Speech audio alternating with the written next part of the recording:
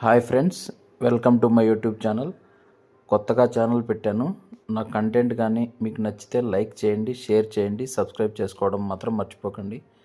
Firstly sorry friends, కొంచెం health problem వల్ల videos upload చేయలేదు.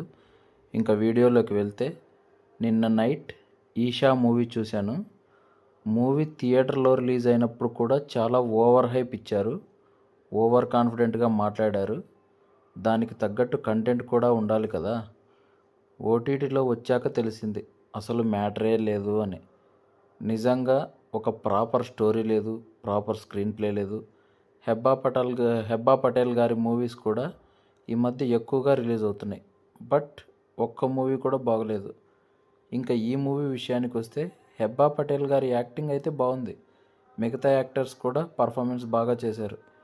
యాక్టింగ్ చేసిన మూవీలో కంటెంట్ ఉండాలి కదా. హర్రర్ కూడా ఏం పెద్దగా లేదు, ఇంట్రెస్టింగ్గా ఏం లేదు.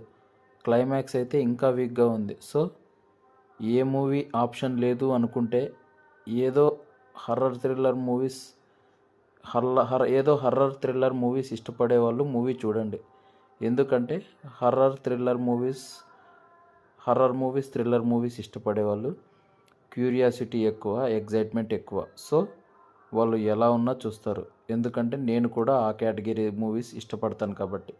బట్ ఇలాంటి మూవీస్ చూసినప్పుడు వచ్చే డిసప్పాయింట్మెంట్, వాళ్ళు చెప్పే మాటలకి, వాళ్ళు ఇచ్చే హైప్కి ఏం సంబంధం ఉండదు అని. సో ఈ ఈషా మూవీలో no horror, no thrill. So ఇంకా మీ ఇష్టం గైస్. చూడాలనుకుంటే అమెజాన్ ప్రైమ్లో స్ట్రీమ్ అవుతుంది, ఒకసారి ట్రై చేస్తానంటే ట్రై చేయండి.